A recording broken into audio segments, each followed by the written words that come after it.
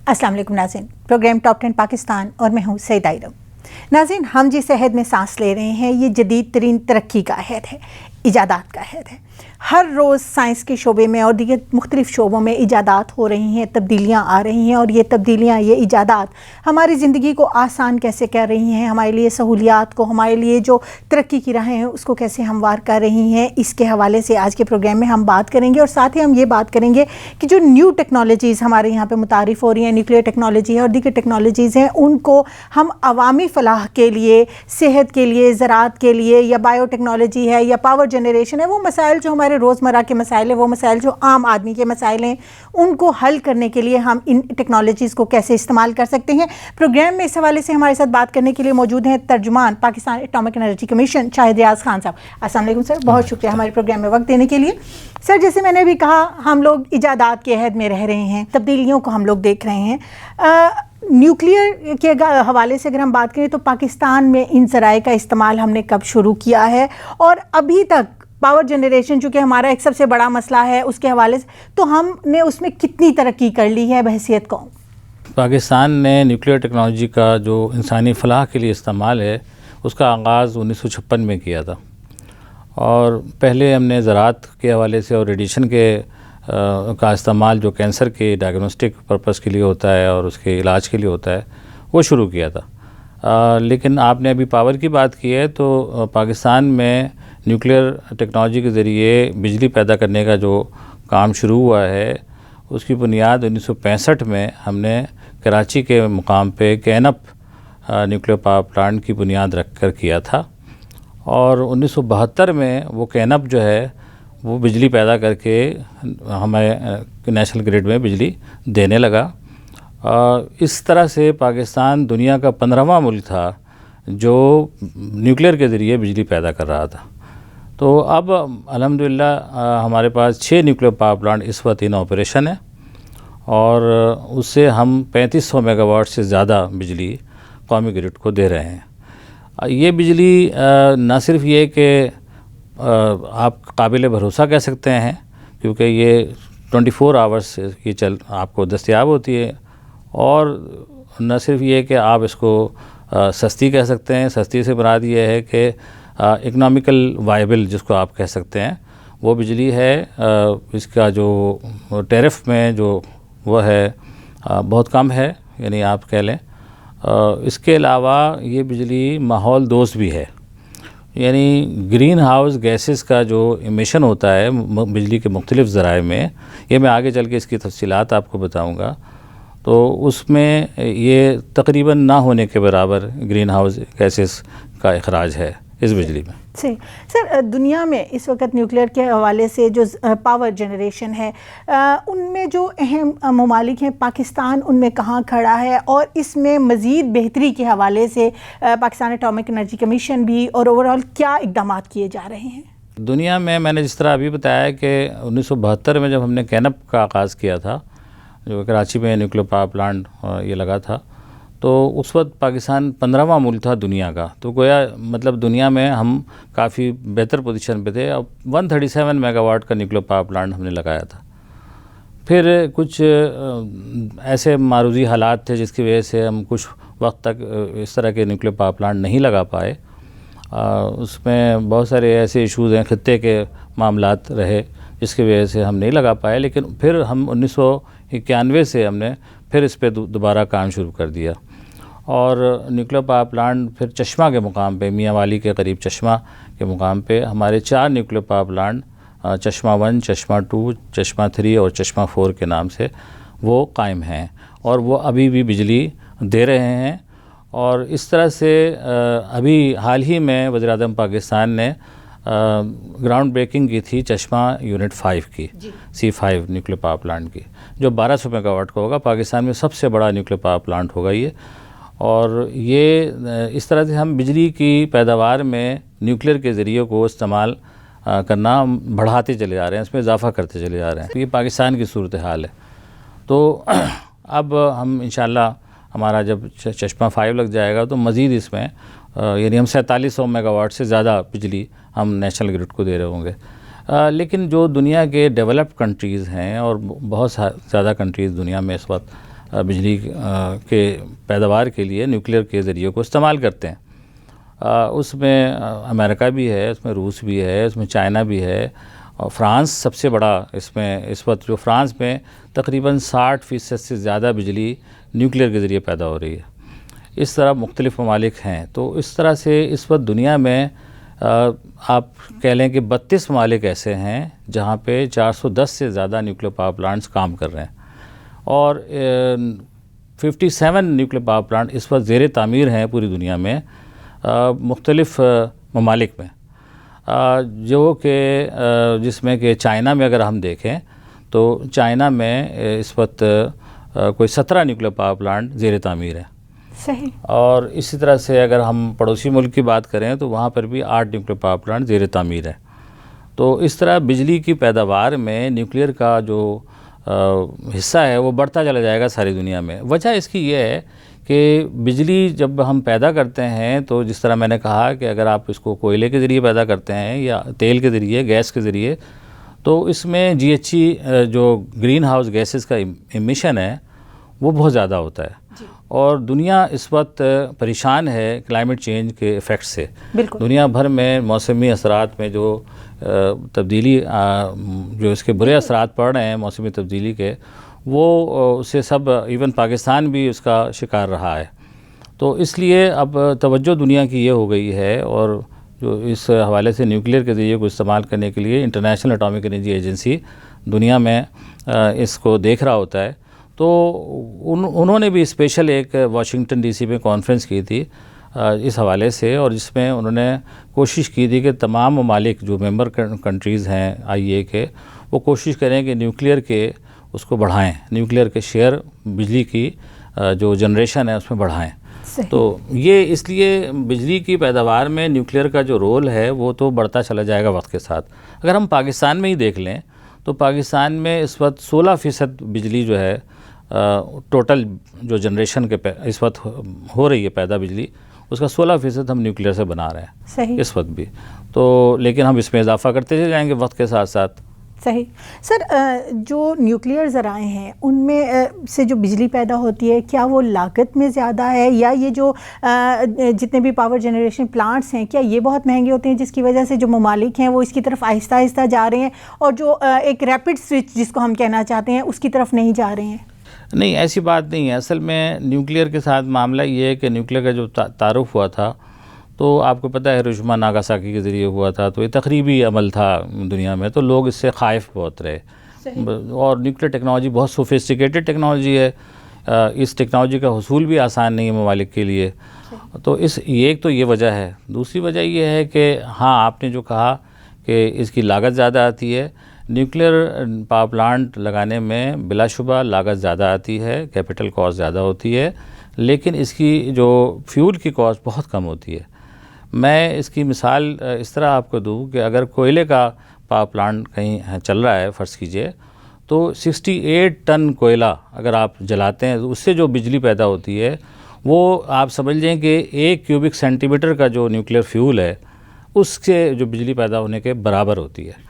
تو آپ دیکھ لیں کہ کتنی کم فیول سے آپ بجلی کتنا زیادہ پیدا کر رہے ہیں، جو 68 ٹن کوئلہ جلانے کی وجہ سے پیدا ہوتی ہے. اور اس میں آپ دیکھیے اس میں گرین ہاؤس گیسز بھی نکلتی ہیں اور دیگر چیزیں بھی ہوتی ہیں.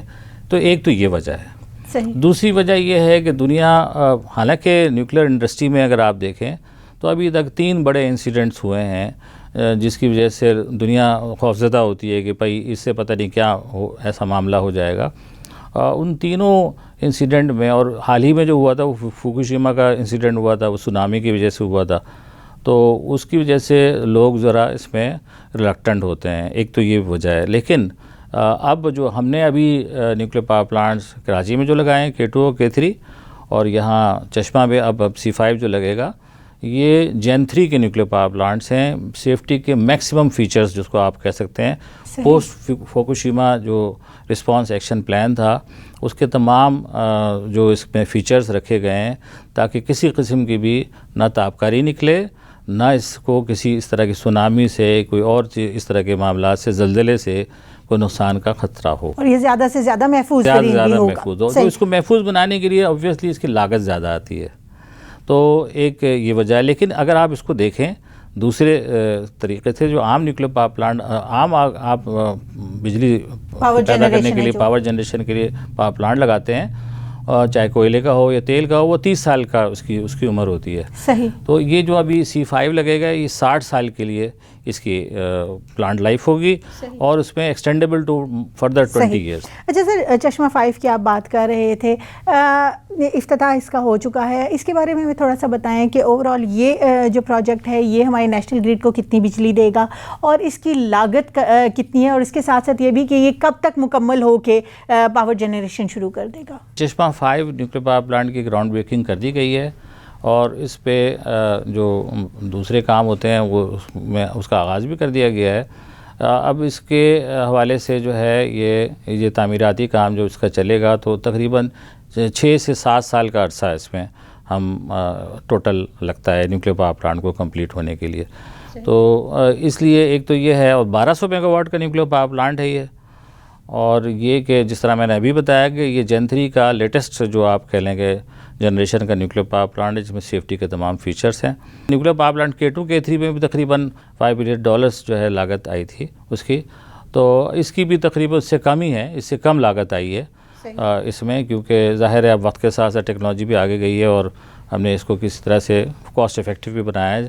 تو یہ ہمارے لیے اس لحاظ سے بھی بہتر ہوگی کہ جو بجلی کے نرخ میں جو مختلف آپ ذرائع سے بجلی پیدا کر رہے ہیں پاکستان میں، تو بہت تیزی کے ساتھ اضافہ ہوتا جا رہا ہے. عوام کے افورڈیبلٹی اس میں کم ہو گئی ہے. اب بجلی کے جو ریٹس ہیں بہت بڑھ گئے ہیں پر یونٹ چارجز. جی بالکل. تو اگر سستی بجلی سسٹم میں جائے گی تو اس سے جو ہے بجلی کے ریٹس کم ہوں گے، اور طلب اور رسد کا جو گیپ ہے وہ بھی ہم اس کو میٹ کر سکیں گے. جی. صحیح. اچھا سر، ہماری یوتھ ہمارا ایک بہت امپورٹنٹ پارٹ ہوتی ہے جس کو ہم ہر شعبے میں اپنے سامنے لے کر چلتے ہیں. یہ جو شعبہ ہے نیوکلیر پاور کا یا نیوکلیر ٹیکنالوجی کو، صحت یا باقی تمام شعبے، اس میں ہمارے نوجوانوں کی ترقی کے حوالے سے کیا مواقع موجود ہیں؟ کیا ہمارے نوجوانوں میں وہ صلاحیتیں، وہ سکلز، وہ ایجوکیشن موجود ہے کہ وہ ان ٹیکنالوجیز کو لے کر آگے چل سکیں؟ یوتھ جو ہے وہ آپ کو پتہ ہے وہ کسی بھی معاشرے کے لیے اس کی ریڑھ کی ہڈی کے مانند ہے. وہ اس کے حوالے سے جو محنت اس کی ہوتی ہے، اس کی صلاحیتیں ہوتی ہیں، وہ قومی ترقی میں بہت اہم رول پلے کرتی ہیں. تو ہمارے یہاں بھی ایسی ہوتا ہے. دیکھیے، جو نوجوان یونیورسٹی سے نکلتے ہیں پڑھ کے، انجینئرنگ کر کے نکلتے ہیں، یا سائنس کے شعبے میں کہیں پہ بھی وہ BS کرتے ہیں، MS کرتے ہیں، ان کے لیے ہم نے ہیومن ریسورس ڈیولپمنٹ کے مختلف ادارے بنائے ہیں، اور وہاں آ کر اپنے آپ کو فردر گروم کرتے ہیں. پاور ٹیکنالوجی میں MS کرتے ہیں. یہ کنپو میں ہمارا کنپو نام کا ادارہ K2 K3 جو نیوکلیر پاور پلانٹ ہے اس کے قریب ہے، اور یہاں اسلام آباد کے قریب پیاس کے نام سے ایک جدید یونیورسٹی موجود ہے جو انجینئرنگ کے شعبے میں صف اول کی یونیورسٹی میں شامل ہے. تو یہ یہاں پہ ہم ان کی ایک طرح سے تربیت کرتے ہیں، اور پھر یہ نیوکلیر کے شعبے میں جو بھی شعبے ہوں، مثال کے طور پہ نیوکلیر پاور ٹیکنالوجی کا اگر معاملہ ہو، پاور جنریشن کا معاملہ ہو، تو پاور پلانٹ کے حوالے سے الگ تربیتی ہمارا ایک ادارہ موجود ہے چسنٹ چشمہ کے مقام پہ. تو وہاں پر اس کے لیے اسپیشل ٹریننگ بھی دی جاتی ہے. تو یہ تمام شعبوں میں یہی نوجوان ہمارے لیے آگے کی امید ہیں، یہی آتے ہیں اور یہی چلا رہے ہیں. پاکستان میں اس وقت جتنے نیوکلیر پاور پلانٹس چل رہے ہیں، یہ پاکستانی انجینئرز، ٹیکنیشینز اور پاکستانی سائنٹسٹوں کی وجہ سے چل رہے ہیں، وہی چلاتے ہیں. اس میں کوئی بیرون ممالک سے آنے والے جو لوگ ہیں وہ نہیں کام کرتے. انجینئرز بھی سارے ہمارے ہیں، ٹیکنیشینز بھی سارے ہمارے ہیں، تمام ورکرز ہمارے اپنے ہیں. صحیح. یہ تو ایک خوشائند بات ہے کہ ہمارے نوجوانوں کے لیے اس میں بہت سارے مواقع موجود ہیں. سر، یہ تو ہم نے پاور جنریشن کے حوالے سے بات کی جو ہمارا ایک یقیناً بہت اہم شعبہ ہے. نیوکلیر ٹیکنالوجی کو پاکستان میں دیگر کون کون سے عوامی فلاح کے شعبوں میں استعمال کیا جا رہا ہے، اور کس حد تک ہم فیملیئر ہو چکے ہیں اس ٹیکنالوجی سے کہ ہم اپنے صحت یا باقی جو تمام ہمارے شعبے ہیں اس میں ہم اس کو استعمال کر سکیں، اس کو پروموٹ کر سکیں؟ پاکستان 1956 میں پاکستان یہ کام شروع کیا تھا. میں نے پہلے بھی بتایا آپ کو. پاکستان ایٹامک انرجی کمیشن کا قیام عمل میں آیا، اور 1957 میں دنیا میں IAEA کا قیام عمل میں آیا، انٹرنیشنل ایٹامک انرجی ایجنسی کا. پاکستان اس کا فاؤنڈنگ ممبر تھا، اور ظاہر ہے اس کا مطلب ہے کہ جو IAEA کا جو آغاز ہوا تھا وہ اس لیے ہوا تھا کہ دنیا میں پرامن استعمال ایٹمی ٹیکنالوجی کا کس طرح سے کیا جائے. یہ ایک سلوگن تھا اس عہد میں جس کو ہم ایٹم فار پیس کا سلوگن کہتے ہیں. اس سلوگن کے تحت پوری دنیا میں جتنے بھی آئی اے کے ممبر اسٹیٹس تھے انہوں نے نیوکلیئر ٹیکنالوجی کا زراعت میں استعمال, صحت کے شعبے میں استعمال, جیسے کینسر ٹریٹمنٹ کے حوالے سے, اس کی ڈائگنوسس کے حوالے سے, اور اس کے ساتھ ساتھ انرجی کے حوالے سے جو استعمال ہے, نان ڈسٹرکٹیو ٹیسٹنگ میں اس کا استعمال انڈسٹری میں بہت امپورٹنٹ ہے یہ, اور اس طرح کی جو چیزیں ہیں وہ ہم کرتے چلے گئے. تو پاکستان نے, جس طرح میں نے پہلے بتایا تھا, اپنے قیام کے آغاز میں ہی زراعت کے شعبے میں پہلا نیوکلیئر ایگریکلچر سینٹر ٹنڈو جام کے مقام پہ بنایا, جو ابھی بھی کام کر رہا ہے. اور پھر یہ ہم زراعت کے شعبے میں اس طرح کے ہمارے اب 4 تحقیقی مراکز موجود ہیں جہاں پہ ہم زرعی شعبے میں تحقیق کر رہے ہوتے ہیں نیوکلیئر ٹیکنالوجی کا, نیوکلیئر ٹیکنیکس کے استعمال کے ساتھ.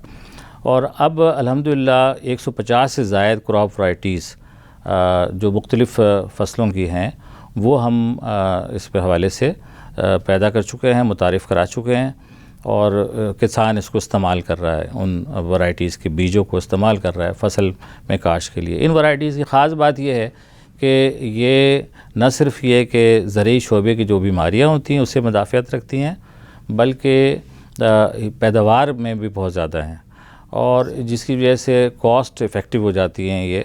اور ایک اور اس میں اہم بات یہ کہ جو کلائمیٹ ہمارے پاکستان میں آپ کو پتہ ہے ہر طرح کا کلائمیٹ موجود ہے, تو ہر طرح کے کلائمیٹ کے حالات کے حوالے سے مختلف بیج کی مختلف ورائٹیز ہم بناتے ہیں. تو یہ تمام جو زرعی شعبے میں ترقی ہم کر رہے ہیں اس کو ریکگنائز بھی کیا گیا ہے. اگر ہم زراعت کی بات کریں تو اس میں انٹرنیشنل اٹامک انرجی ایجنسی نے ہمارے سائنسدانوں کو ایوارڈز بھی دیے ہیں. اور ہمارے جو شعبے کے مثال فیصل آباد میں ہمارے پاس NIAB nuclear institute of agriculture and biology اور NIBGE nuclear institute of biotechnology and genetic engineering یہ 2 ادارے موجود ہیں. پشاور میں نیفا کے نام سے nuclear institute of food and agriculture. تو یہ تمام جو ادارے ہیں یہ بہترین کام کر رہے ہیں, اور دنیا میں جو صف اول کے جو ہمارے سائنسدان ہیں زرعی شعبے کے حوالے سے جو نیوکلیئر ٹیکنیک کو استعمال کرتے ہیں, ہمارے لوگ ان سائنسدانوں کے ساتھ مل کے تحقیق کر رہے ہیں اور آئی اے کا پلیٹ فارم بھی یوز کر رہے ہیں. تو الحمدللہ بہت اچھا اس میں یہ زرعی شعبے کی بات بھی بالکل سے. سر یہی بات تھوڑی سی میں ایکسپلین کرنا چاہوں گا. آپ نے جیسے بتایا ہے کہ اچھے بیج آ رہے ہیں, اچھی کھادیں اس ٹیکنالوجی کے ذریعے آپ سامنے لا رہے ہیں, فصلوں کی پیداوار میں اضافہ ہو رہا ہے. جب ہم پاکستان کو دیکھتے ہیں تو ہم ایگریکلچر اکانومی ہے, ایگریکلچر بیسڈ اکانومی ہے, تو زرعی ملک ہونے کی حیثیت سے ہمارے ملک کی معیشت کو ترقی دینے میں یہ شعبہ کتنا اہم کردار ادا کر سکتا ہے, اور ہم کیسے نیوکلیئر کی یہ جو ٹیکنالوجی ہے اس کو زراعت کے شعبے کی مزید ترقی کے لیے استعمال کر سکتے ہیں؟ دیکھیں 2 چیزیں ہیں اس میں. ایک تو یہ ہے کہ زرعی شعبے میں اگر پیداوار زیادہ حاصل کر سکے گا کسان یا جو زمیندار ہے, اس کو پیداوار ملے گی تو اس کو اوور آل اس کی جو اس کی معاشی حالت ہے وہ بہتر ہوگی. اگر پیداوار نہیں مل پائے گا اس کو تو ظاہر ہے وہ کم اس پہ اکانومی. ایک تو یہ چیز ہے کہ آپ اب نیوکلیئر جو ہمارے جتنے بھی ابھی میں نے بتایا کراپ ورائٹیز ہیں یہ ہائی ییلڈ کراپ ورائٹیز ہیں, اور ظاہر ہے آپ کو پتہ ہے زرعی شعبے میں جو بیماریاں ہوتی ہیں اس کا جب شکار ہو جاتی ہے آپ کی فصل تو وہ بھی مسائل پیدا کرتی ہے. تو ہم نے ہمارے جو ادارے ہیں یہ بجائے اس کے کہ آپ کیمیکل انسیکٹیسائڈس کو ہم زیادہ یوز کریں, ہم بایولوجیکل پیسٹیسائڈس بناتے ہیں, بایولوجیکل طریقے ایسے جس کے ذریعے ہم ایسے جو نقصان دہ کیڑے ہوتے ہیں فصلوں کو جو تباہ کر دیتے ہیں ان کو ہم ضائع کر دیتے ہیں. بہت سارے ایسی ٹیکنیکس موجود ہیں جس کے ذریعے سے ہم ایسے پیسٹیسائڈز بنا دیتے ہیں, بایولوجیکل میتھڈز یوز کرتے ہیں جس سے کہ ان کی پیداوار ایسے نقصان دہ جو ہمارے فصلوں کو خراب کرنے والے کیڑے ہیں وہ ان کی پیداوار کم ہو جاتی ہے. تو ایک تو یہ چیز ہو گئی. دوسرا یہ ہے کہ آپ نے ایک اور بات پوچھی تھی مجھ سے کہ ترقی اس کو مزید کیسے دی جا سکتی ہے, اور اسی میں ساتھ ہمیں یہ بھی بتا دیں کہ فوڈ میں ہمارا چونکہ ایگریکلچر کنٹری اور ہم یہ دیکھتے ہیں کہ فوڈ پریزرویشن کے حوالے سے ہم اتنا زیادہ کام نہیں کر سکتے, تو کیا ہم اس ٹیکنالوجی کو اس سائڈ پہ بھی یوز کر سکتے ہیں؟ جی میں ابھی اسی پہ آ رہا تھا کہ یہ تو آپ نے جو کچھ بنا لیا, مثال کے ہم بہت اچھا فروٹ بناتے ہیں, ہمارے پاس بہت سارے فروٹ ایسے ہیں جو بہت ہی زبردست ہیں پاکستان میں. جی ہاں بالکل، پاکستان کا پھل اور ان کی سبزیاں اگر ہم اس کی ایکسپورٹ بڑھائیں تو ظاہر ہے، یا اس کی شیلف لائف بڑھائیں تو ظاہر ہے نقصان کم ہوگا زمیندار کو یا جو بھی اس میں کاروبار میں لوگ ہیں. تو آپ دیکھیے کہ جو زرعی شعبے میں جو بھی چیزیں ہم یہاں پیدا کرتے ہیں اس کی شیلف لائف بڑھانے کے لیے ریڈیشن کا ہم استعمال کرتے ہیں.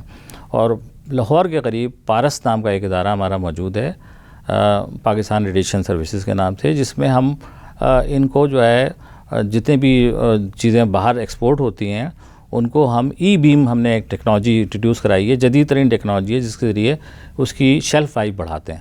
اس میں اس کو ایک حد تک ہم ریڈیٹ کرتے ہیں کہ جو کہ انٹرنیشنل اسٹینڈرڈز ہیں اس کے مطابق، تاکہ اس کی شیلف لائف بڑھے. اور دنیا کے مختلف ممالک جو ہیں، خاص طور پہ یورپ کے، آسٹریلیا، امریکہ، یہ کہتے ہیں کہ جی جب تک کہ یہ اس طرح سے ریڈیٹڈ فوڈ نہیں ہوگا ہم اس کو ایکسیپٹ نہیں کریں گے. تو یہ ہمارے ایکسپورٹرز کے لیے بھی مسئلہ تھا، وہ بھی ہم کر رہے ہیں اور اس میں بھی ہم مزید اس میں کام کریں گے. صحیح. اچھا سر، یہ تو ہم لوگوں نے زراعت کے حوالے سے بات کی ہے. صحت ہمارے ملک کا ایک بہت اہم شعبہ ہے، بلکہ پوری دنیا میں ایک بہت اہمیت کا حامل شعبہ ہے. اس میں اس ٹیکنالوجی کو کس حد تک استعمال کیا جا رہا ہے، اور اس حوالے سے پاکستانی اٹامک انرجی کمیشن کے کون کون سے پروجیکٹس امپورٹنٹ ہیں جو کہ پاکستان میں اس وقت کام کر رہے ہیں؟ میں نے ابھی ذکر کیا تھا کہ جب پاکستان نے نیوکلیئر پہ کام شروع کیا، نیوکلیئر ٹیکنالوجی کا استعمال شروع کیا، شروع میں ہی زراعت کے شعبے میں ہم نے کیا، اور ساتھ ہی کراچی میں ایک ریڈیشن سینٹر بنایا تھا 1960 میں.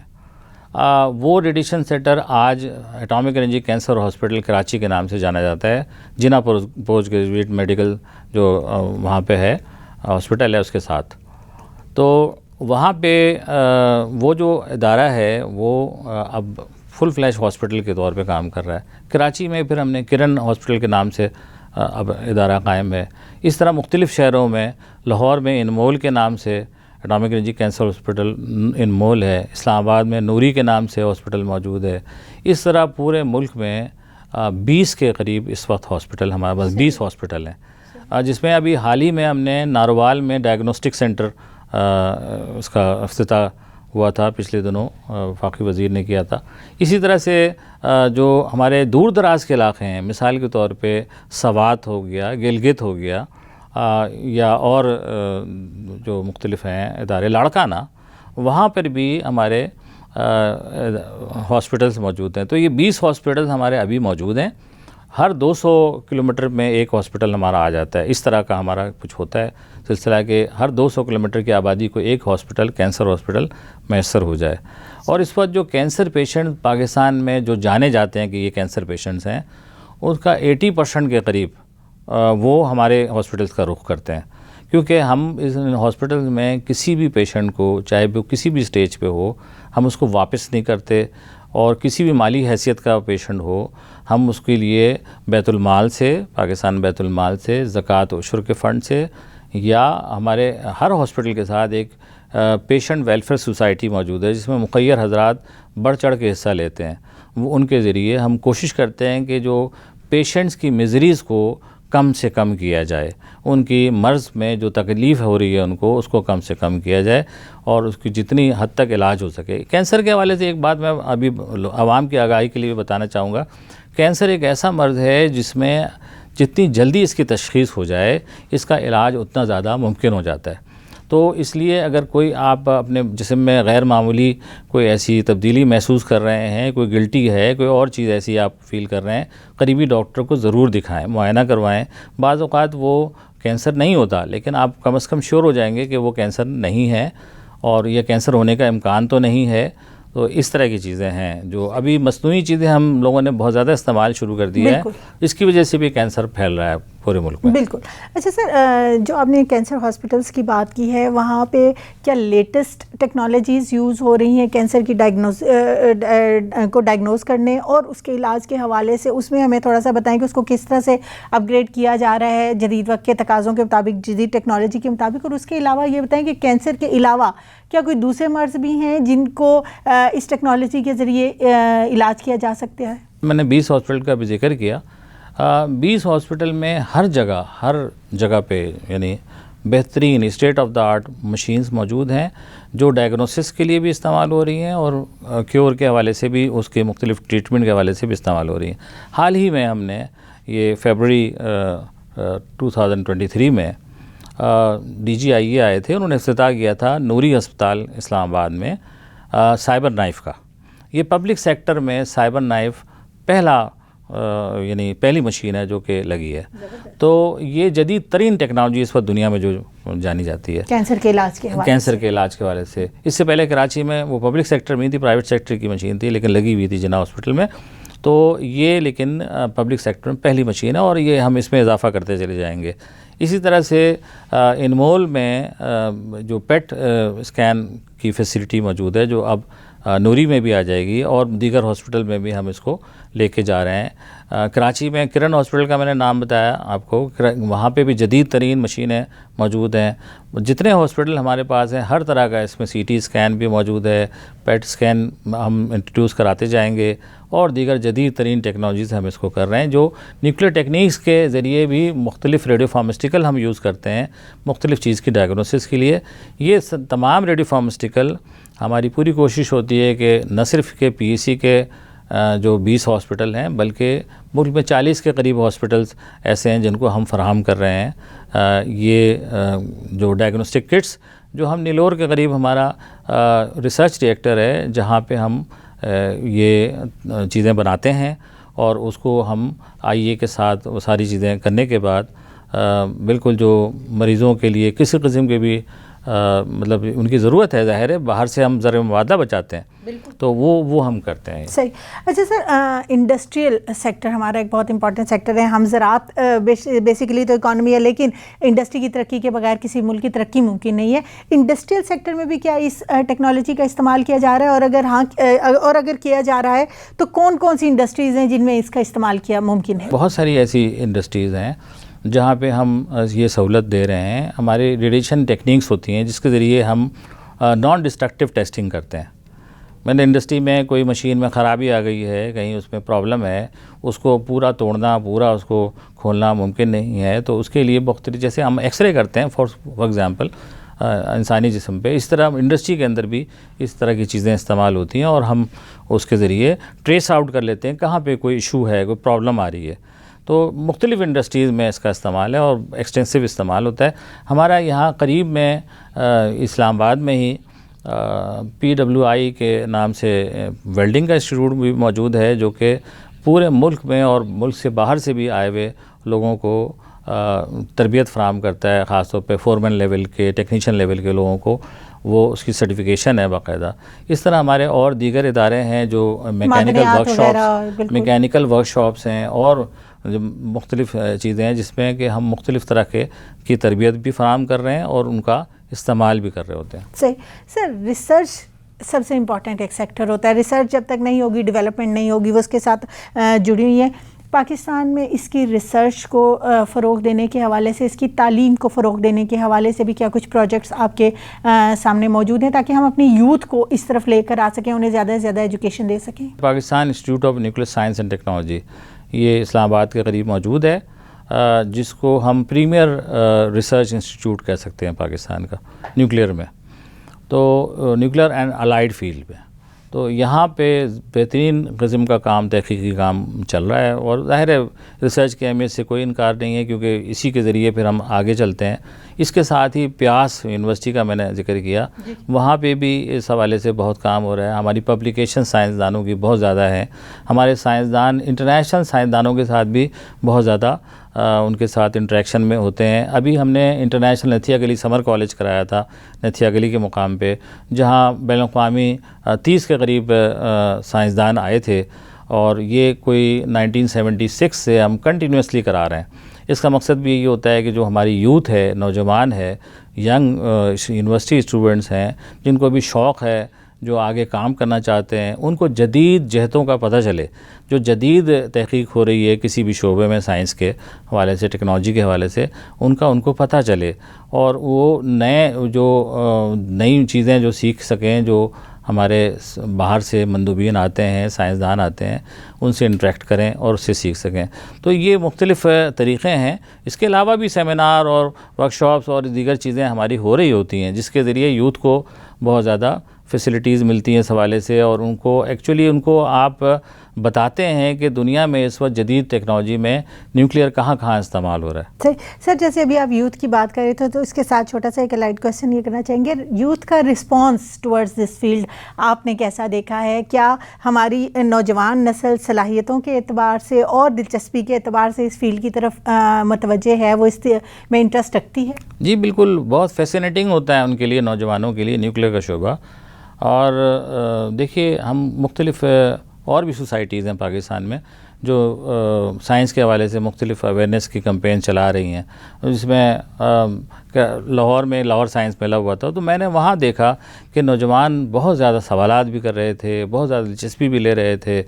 تو اس طرح سے ہم لوگ بھی جو اپنی ایکٹیویٹیز کراتے ہیں. اچھا HEC کے لیول پہ بھی کچھ ایکٹیویٹیز ہو رہی ہوتی ہیں، STEM پروگرام بھی چل رہا ہوتا ہے. اور ساتھ میں ہم ایک اور ایکٹیویٹی کرتے ہیں کہ نوبل laureate سے ملاقات کرواتے ہیں، ایسے ہمارے بریلینٹ اسٹوڈنٹس کی، اس کی باقاعدہ سلیکشن ہوتی ہے، اس کے ذریعے وہ وہاں پہ جا کے ان سے ملتے ہیں. تو اسے ایک فیسینیٹنگ ان کے لیے بھی ہوتا ہے، بہت زیادہ موٹیویٹنگ بھی ہوتا ہے. اس کے ساتھ ہی ساتھ آپ دیکھیے CERN ایک بہت بڑا ادارہ ہے یورپ کا، جوہری تحقیق کا. تو اس کے بھی ہم ایسوسیٹ ممبر ہیں، پاکستان اس کا ایسوسیٹ ممبر ہے. اور اس میں بھی نوجوانوں کو مواقع ملتے ہیں کہ وہاں جا کے وہ کام کریں. اور یہاں پہ نیشنل سینٹر آف فزکس ہے موجود ہمارے پاس، جہاں سے CERN کے حوالے سے بھی مختلف کام کو یہاں پہ وہ دیکھ سکتے ہیں کہ کیا کیا ہو رہا ہے. تو یہ یوتھ کے لیے بھی بہت سارے مواقع ہیں. اور ہم نے دیکھا ہے یوتھ کو دلچسپی بھی بہت ہے جدید ٹیکنالوجی میں، سائنس میں، نیوکلیئر سائنس میں اسپیشلی، اور بیسک سائنس میں بھی ہے اور ٹیکنالوجی میں بھی ہے. ان کو جو ہماری نیوکلیئر ٹیکنالوجی ہے اس کو استعمال کرتے ہوئے ہم ان آلودگی کو کم کرنے کے لیے یا آبی حیات کے تحفظ کے لیے کیا کام کر سکتے ہیں؟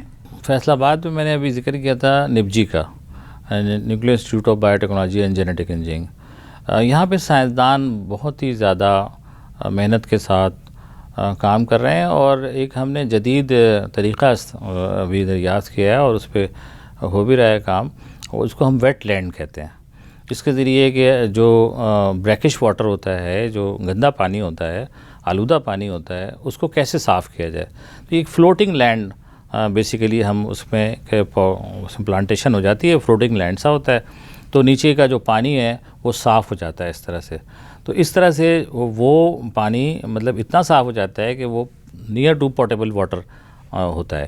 تو اس سے یہ فائدہ ہوا کہ ہم جدید ٹیکنالوجی کا استعمال کرتے ہوئے جو ہمارے پنجاب میں خاص طور پہ اور مختلف جگہوں پہ بڑے بڑے جوہڑ بن جاتے ہیں، جو کہ جہاں پہ کوئی آپ چیز اگا نہیں سکتے اور وہاں آبی حیات کو بھی خطرہ ہوتا ہے. تو اس کو ہم کرتے ہیں. اسی طرح سیلائن جو لینڈ ہے اس کو کلٹیویٹڈ کیسے بنایا جائے، اس کے لیے مختلف پودے ہمارے ان تحقیقی مراکز میں جو ہے سائنسدان بنا رہے ہیں. اور اس کے ذریعے اس کو ہم کس طرح سے پولیوشن کو کم کرنے کے لیے استعمال کر سکتے ہیں، یہ ہمارے لوگ کر رہے ہیں. اور اس کے حوالے سے ان کو اعزازات سے بھی نوازا گیا ہے ان سائنسدانوں کو. تو یہ بہت خوشائند بات ہے کہ ہم نیوکلیئر ٹیکنیکس کا اور خاص طور پر بایو ٹیکنالوجی کا استعمال کرتے ہوئے ہم مختلف ایسے کام بھی کر رہے ہیں جو کہ فیوچر میں آلودگی میں ہمیں مدد دے گا کم کرنے میں. سر، پائیدار ترقی کا حصول ہمارا ایک قومی ایجنڈا ہے، اس کے حوالے سے SDGs کے اوپر کو بھی ہم فالو کر رہے ہیں. اگر ہم نیوکلیئر کی بات کرتے ہیں تو اس ٹیکنالوجی کو استعمال کرتے ہوئے ہم پائیدار ترقی کے حصول کو کیسے ممکن بنا سکتے ہیں؟ یونائٹڈ نیشن نے پائیدار ترقی کے جو اہداف دیے 2030 تک، وہ 17 SDGs یا سسٹینیبل ڈیولپمنٹ گولز ڈیفائن کیے ہیں. تو ان 17 میں سے 11 پہ پاکستان اٹامک انرجی کمیشن کام کر رہا ہے. اور ہم کوشش کر رہے ہیں کہ ان اہداف کو جلد سے جلد ہم حاصل کر سکیں، اور اس کے ذریعے ہم پائیدار ترقی کے شعبے میں ہم اپنا کنٹریبیوشن دے سکیں. سر، وہ کون کون سے شعبے ہیں جن میں Pakistan atomic energy commission contribute کر رہا ہے؟ جیسے مثال کے طور پہ ایک زیرو ہنگر اینڈ پاورٹی کا شعبہ ہے. تو آبویسلی جب ہمارے یہاں فصل اچھی ہوگی، غذا اچھی ہوگی، لوگ کھائیں گے تو پاورٹی کا لیول بھی کم ہو جائے گا. تو ون آف دا مثال کے طور پہ یہ ہے. اس طرح سے جو افورڈیبل اینڈ کلین انرجی ہے وہ نیوکلیر پاور پلانٹ سے ہم بجلی پیدا کرتے ہیں. اس طرح صحت کا شعبہ ہے، wellbeing and good health جو ہے یہ ایک شعبہ ہے اس کے اندر. تو اس طرح سے مختلف اور بھی اہداف ہیں جس پہ ہم کام کر رہے ہیں. Over all 11 out of 17. اچھا سر، پاکستان اٹامک انرجی کمیشن بہت اہم کام کر رہا ہے، بہت اہم منصوبوں کے حوالے سے کام کر رہا ہے جن کے حوالے سے آپ نے ابھی ہمیں بتایا. ہمیں یہ بتائیں کہ مستقبل کے حوالے سے کچھ اہم لائحہ عمل، کچھ ایسے پروجیکٹس جن کے اوپر آپ کام کر رہے ہیں جن سے آپ کو لگتا ہے کہ ہم صحت کے، زراعت کے یا باقی جو تمام شعبے ہیں ان میں کوئی ریولوشنری چینج لا سکیں گے، ان میں زیادہ بہتری لا سکیں گے؟ دیکھیے، میں نے ابھی کہا کہ یہ نوجوان ہی جو ہے نا ہمارا مستقبل ہے، اور نوجوان جب اس میں دلچسپی لیں گے فیوچر میں. دیکھیے ہم جیسے میں نے ابھی بجلی کے حوالے سے کہا کہ بجلی کی پیداوار کو بھی ہم جو ہمارا ٹارگٹ ہے 2050 تک ہم اس کو لے کے جانا چاہتے ہیں ابو 40,000 mega what electricity generation through nuclear. تو یہ ایک تو بجلی کے حوالے سے. جیسے میں نے کہا ہر 3 سے 4 سال کے بعد ہمارا ایک کینسر ہاسپٹل بن جاتا ہے نیا. ہم اس میں مزید اضافہ کرنا چاہ رہے ہیں، ان کی سہولیات کو مزید بہتر کریں گے انشاءاللہ وقت کے ساتھ ساتھ. اس طرح ایگریکلچر کے شعبے میں ہمیں بہت تیزی کے ساتھ ترقی کی ہے، اس میں بہت زیادہ ہمیں کام کرنے کی بھی ضرورت بھی ہے. Agriculture is the mainstay of our country. ہمیں اس میں ظاہر ہے کرنا ہے کام کہ ہماری اکانومی ڈپینڈ کرتی ہے اس پہ، ہمارے لوگ ان کے فوڈ سیکیورٹی اس پہ ڈپینڈ کرتی ہے. تو ہم نے اس پہ کام کرنا ہے. تو یہ انشاءاللہ، لیکن یہ ساری چیزیں اس وقت ہوں گی جب نوجوان زیادہ سے زیادہ نیوکلیئر ٹیکنالوجی میں دلچسپی لیں گے، نیوکلیئر ٹیکنالوجی میں ان شعبوں میں پڑھیں گے، آئیں گے، اس طرف تحقیق کریں گے. تو پھر انشاءاللہ ہمارا مستقبل تابناک ہے. درخشاں ستارے کی طرح ہم چمک رہے ہیں. فیوچر میں ہمیں نظر آ رہا ہے کہ ہم بہت ترقی کریں گے انشاءاللہ. بہت شکریہ سر آپ کا ہمارے پروگرام میں وقت دینے کے لیے. نوجوان ہمارا مستقبل ہے اور پاکستان ہماری پہچان. اس ملک کو، اس کی پہچان کو دنیا میں نمایاں کرنے کے لیے، اس کو ترقی دینے کے لیے ہم سب کی ذمہ داری ہے کہ ہم جدید ٹیکنالوجیز کو اپنی زندگیوں میں، اپنی قومی ترقی میں استعمال کریں. ہمارے نوجوان جو ہمارا اثاثہ ہیں انہیں ان نئے شعبوں کی طرف متوجہ ہونے کی ضرورت ہے تاکہ وہ ملک کی ترقی میں اپنا وہ کردار ادا کر سکیں جو ان کی ذمہ داری ہے اور جو ملک کی ترقی کے لیے ضروری ہے. آج کے پروگرام سے اتنا ہے. انشاءاللہ اگلے پروگرام میں کسی اور موضوع کے ساتھ آپ کی خدمت میں حاضر ہوں گے. تب تک کے لیے اجازت دیجیے. پاکستان زندہ باد.